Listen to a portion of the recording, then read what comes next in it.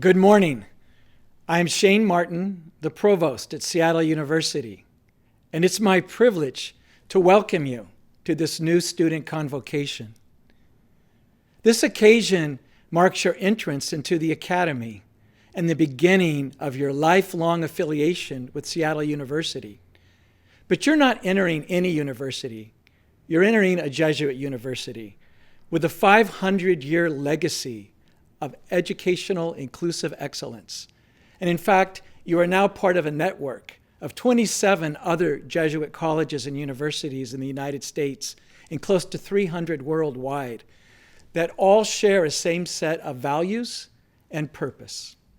Academic inquiry is the gateway for your experience as a scholar, and we welcome you into our community of scholars. Our faculty, supported by our staff, are here to assist you so that you can be successful in all of your academic and extracurricular endeavors. Today, we begin that journey with a communal engagement with a common text. And now, join me in welcoming the 22nd president of Seattle University, Eduardo Peñalver. President Peñalver received his bachelor's degree from Cornell College of Arts and Sciences in 1994 and his law degree from Yale Law School in 1999, where he wrote his law review note on the constitutional definition of religion. He is a Rhodes Scholar and a professor of law who clerked for former U.S. Supreme Court Justice John Paul Stevens. President Peñalver grew up in the Puget Sound region, and after years away from Washington State, we're grateful that he has returned to call Seattle University his home. You're about to embark on an incredible adventure, one that will change how you understand yourselves and the world. I could not be happier that we will be traveling on this road together, beginning this academic year as the newest members of the Seattle University community. I'm so excited for you because I remember my own undergraduate years as a period of intellectual and personal growth that's without parallel in my life before or since. I should also say that I remember when I was in your shoes feeling no small measure of anxiety and insecurity, and I'm sure many of you have those same feelings as you join this new community and enter this new stage of your lives. As a new undergraduate, I sometimes felt lonely, I missed my family, and I certainly missed friends I had left behind to come to school. I doubted whether I belonged, whether I'd make new friends, whether I was good enough. I thought maybe the school had made some sort of mistake. Come to think of it, as a new university president who just moved here from across the country, I still sort of relate to those feelings. One message I want to give you in no uncertain terms as you begin your time here at Seattle University is that you do belong, you are good enough, and you will succeed. And along the way, you'll make some amazing new friends. Our student body president will be talking about that one, so I'll leave that to her. Oh, and by the way, we never make admissions mistakes. How can I be so sure of all of this? My confidence comes from knowing the kind of community Seattle University is. What kind of community is that? Well, for starters, we're a university, and there's simply no better place than a university to grow, to take intellectual risks, and to explore new ideas. But Seattle University is more than just any university. In fact, I would argue that there's no better university for exploration and growth than Seattle University. And I'll give you 3 reasons. There are more, but I'll limit myself to 3. Universities are ideal places for intellectual exploration and growth because we welcome a diversity of people and ideas. No matter where you come from, and you come from across the country and around the world, you've probably never been a part of a community as diverse as this one, with as many different kinds of people from different backgrounds, different life experiences and identities, all living and learning together. By bringing together people from such a broad cross-section of experiences and perspectives, universities become cauldrons of intellectual cross-fertilization and experimentation. But sustaining that kind of intellectual ferment requires more than just diversity. It also requires an inclusive and supportive culture that creates a sense of belonging. That sense of belonging in turn creates the conditions for the full expression of our diversity, both inside and outside the classroom. Universities have not always been alive to this insight. Until recently, many American universities excluded women or people of color.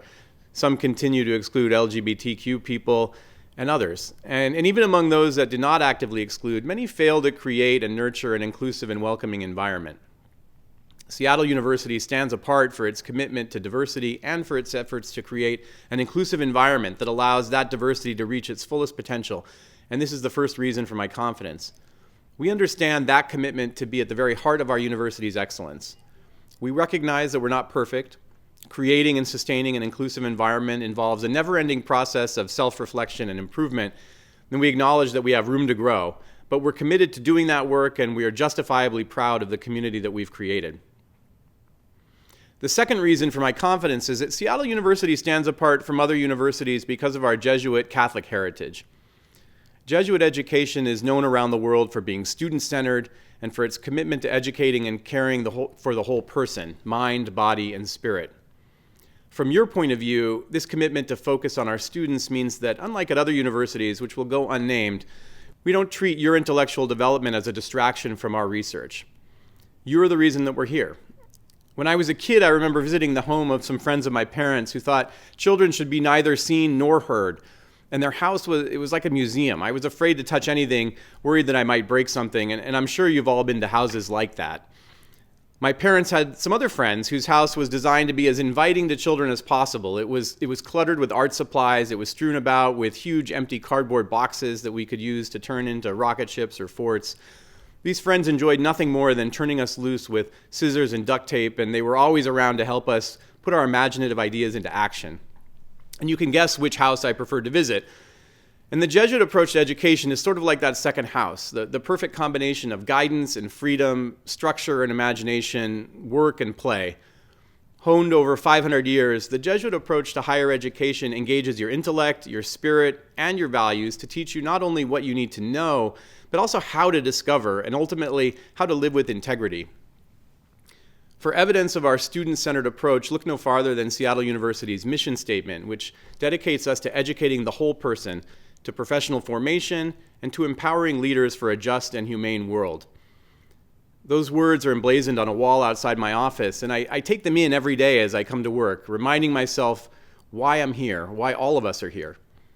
Consider just those last few words of that mission statement, empowering leaders for a just and humane world. Contained within that short phrase are so many powerful hopes for you and for the world. For you, our hope is that we can help you to become the leaders of tomorrow. Our hope is that the education you receive here at Seattle University will empower you, that your experiences here inside and outside the classroom will give you the tools to become even more effective in your leadership. And our hope for the world is that after you graduate, you'll take those tools and deploy them in the service of others, helping in the process to bring a just and humane world into being. And our world has rarely felt so far from justice and humanity. As we grapple with the great challenges of our age, with climate change and sustainability, with persistent racial and economic inequity, with accelerating technological change, as we consider the inequities laid bare by the pandemic and by the murder of George Floyd and so many others, it's clear that there has never been such a grave need for leaders who possess both knowledge and wisdom, leaders who believe in using their gifts to help the world become a more just and humane place. There's never been a greater need for engineers who understand ethics or humanists who understand data science.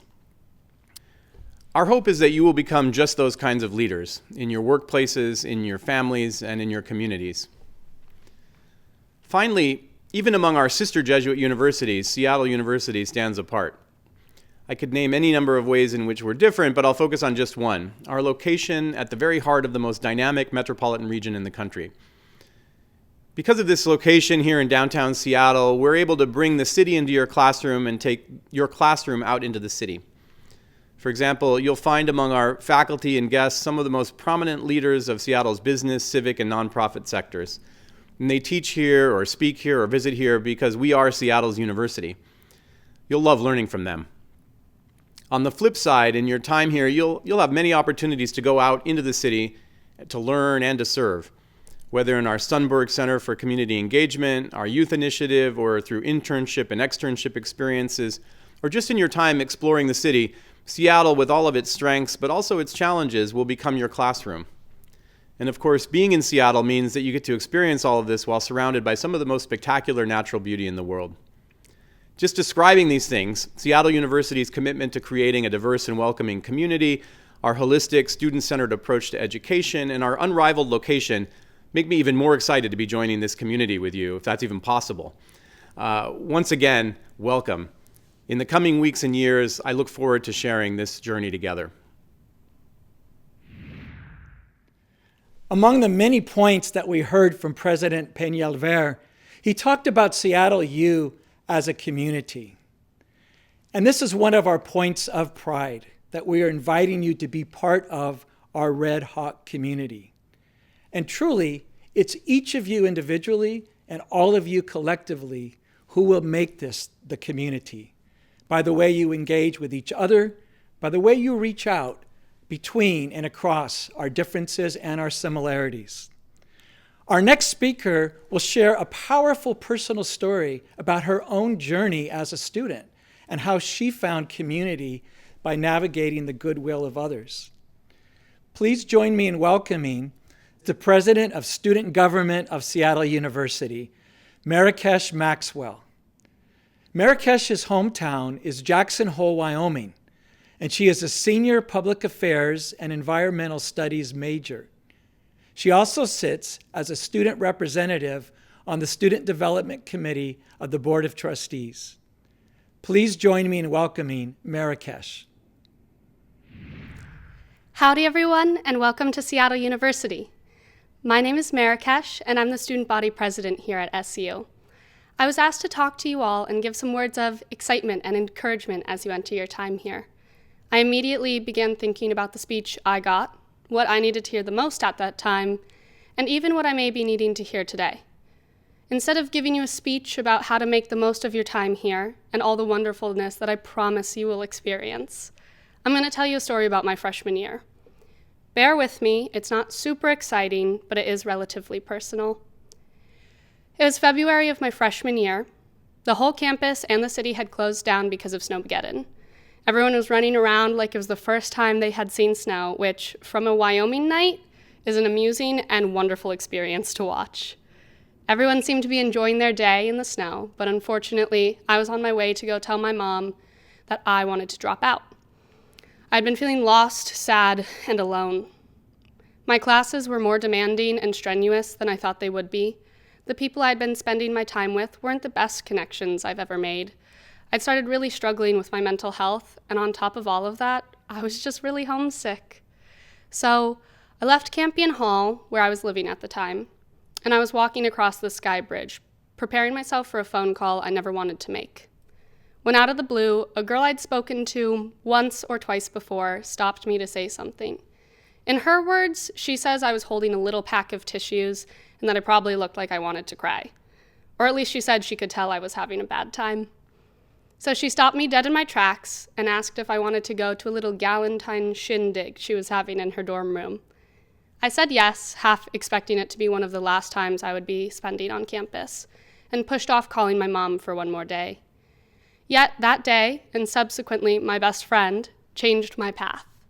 I spent the night meeting people I had never met before and dancing into the wee hours of probably a Wednesday morning. I fell madly in love with SU, made friends, got supported by mentors, was pushed and challenged, and have grown so much from it. Now, flash forward 4 years, that girl, Alex, is still my best friend.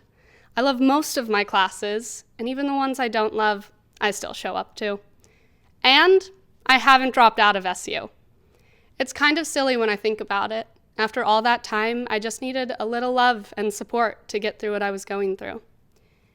Alex, a stranger, invited me to something happening in her room that she would describe as a very silly, not serious, and poorly coordinated hangout.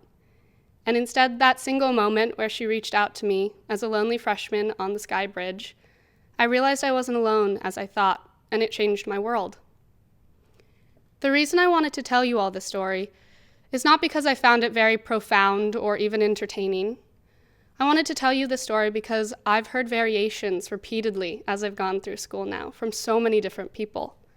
I know friends who left their school, failed their classes, and made poor decisions. Some of those poor decisions have been my own as well. The point of me telling you this story is to let you know that you're not alone or without support. So, suppose you take anything away from your time here today. In that case, I hope that you move forward in life thinking about how you want to show up in our community and thinking about how you can be vulnerable. Being vulnerable and reaching out for support can be terrifying things. And honestly, they still are for me. But alas, here I am. So, as you make your way to campus soon, remember, those feelings you're having, everyone else is feeling it too. Use that knowledge as a chance to change someone's life. Invite them to a coffee, a study sesh, or even a Galentine's Day celebration. You might just help someone feel less alone, and maybe surprise yourself too. Just know that while you're here on SU's campus, we've got your back. Reach out to your professors when you're struggling, seek out peers when you're feeling lonely, and seek guidance when you might be feeling lost. I seek it out on the daily. And seriously, if you ever want a friend or a chat, come and find me. I spend most of my time in the Student Center hoping to run into new people and expand my community. And as you leave here today, remember, you can be the reason why someone's life changes. Thank you for your time, and I look forward to meeting all of you very, very soon. Go Red Hawks! I'm happy to introduce Dr. Hillary Howley, who has been a faculty member in the English department since 2008. Dr. Howley holds a PhD from Washington State University. Her scholarly and teaching interests focus on American literature, eco-criticism, environmental justice, environmental and corporate rhetoric, social justice, and community-engaged learning. She also serves as the director of the Core Learning and Engagement Programs and as the coordinator of the Common Text Program. Please join me in welcoming Professor Hillary Howley. Thank you, Provost Martin. Welcome. I'm Dr. Hillary Howley, the coordinator of this year's Common Text Program. As a representative of the Seattle University faculty community, I want you to know that we are so glad you are here. As Provost Martin mentioned, I teach in English and for the Matteo Ricci Institute, so it's probably clear already that I think a lot about language. This is a trait I share with this year's Common Text author, Jose Antonio Vargas. More on that in a moment. I also teach frequently in the university core curriculum and direct multiple programs for the core, so I think a lot about the meaning of a core experience, too. One way to think of the core is as the center or the heart of a thing. At the center of your Jesuit education at Seattle University are your core classes, a shared educational experience, whether you are bound for the health sciences or for education, for business or engineering, for the humanities, the arts, or the social sciences. If you're a pre-major, the core is the place where you get to try out different ways of thinking about and engaging with the world and find the model that speaks to your heart, your core. For example, I entered the university thinking I might become a physical therapist, then almost became a CPA, but found that the ideas that spoke most beautifully and directly to me could be found in the literature courses I signed up for whenever I had a free space in my schedule. And now here I am. The core is the distinctive center around which to build and expand your education and career, the heart you'll share with the community that surrounds you, your classmates, our faculty and staff, our alumni, and our neighbors. Another way to think about the core is in a piece of fruit, where the seeds are. I love the idea that your core classes and shared core experiences, such as the Common Text, contain the seeds, the skills, the big ideas, that you'll nurture over the next few years. You may carry these seeds with you into your major courses, where they'll develop and grow within you and alongside you. When you leave Seattle U, these may also be the seeds that you'll plant in your own communities, the ideas that will inform your work as a leader for a just and humane world. Over the past few years, we have curated the Common Text program with the idea of planting seeds in mind. The purpose of the Common Text is to invite you into an academic community, to join a conversation on a big idea or ideas. 2 years ago, incoming students read Ijeoma Oluo's book, So You Want to Talk About Race.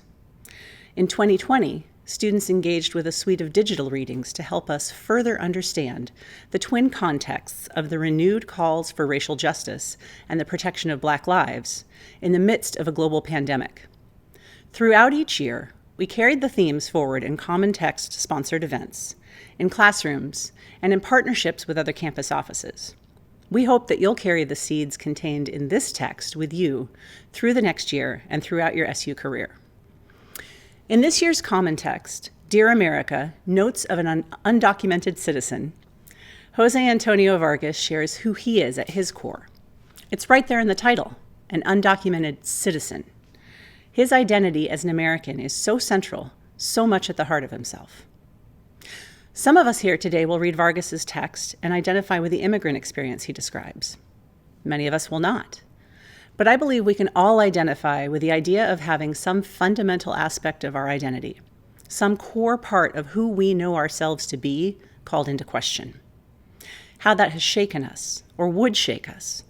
And apologies for introducing a third seismic definition of core. I seriously can't turn it off.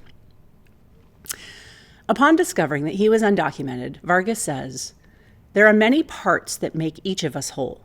Since I didn't know who to talk to, or what to do, or how to think about the illegal part of me, embracing the gay part of me kept me alive. If I had not accepted it as early as I did, I don't know where I would be." When he came out as undocumented, he tells us, "Now I had several roles, most of them projected onto me, the face of undocumented immigrants, as if an issue as complex and as charged as illegal immigration can be represented by one face and one story. A spokesperson for immigrant rights, as if I'm a walking compilation of talking points, and, most perplexing, an immigrant rights leader. Suddenly, I was not a human being. By creating Define American with my friends, his immigrant advocacy organization, I claimed an issue and was treated like one." Vargas describes having a core part of his identity shaken, and then having that same part labeled for him and assigned to him, to the practical exclusion of all of his other identities. But who gets to define us? Who gets to define our identities? Who determines the language used? One theme that Vargas raises frequently in his book is the limitations of language, especially when it comes to such fraught issues as immigration and the often complex intersections of our identities. Later on the same page, he says, "Here in the US, the language we use to discuss immigration does not recognize the realities of our lives, based on conditions that we did not create and cannot control. For the most part, why are white people called expats, while people of color are called immigrants? What's the difference between a settler and a refugee? Language itself is a barrier to information, a fortress against understanding the inalienable instinct of human beings to move. The United States, after all, was founded on this very freedom." For two recent examples of how the language we use shapes the conversation and potentially affects the outcomes of people's lives, consider the media coverage you've encountered about people from Central America and Mexico presenting themselves at the U.S.'s southern border over the past few years. Then consider how the media has been covering the U.S. exit from Afghanistan and the people attempting to flee the resurgence of the Taliban. As Vargas shows us, language also presents an opportunity. He says, "Because I am not a citizen by law or by birth, I've had to create and hold on to a different kind of citizenship, more akin to what I call citizenship of participation. Citizenship is showing up. Citizenship is using your voice while making sure you hear other people around you. Citizenship is how you live your life. Citizenship is resilience."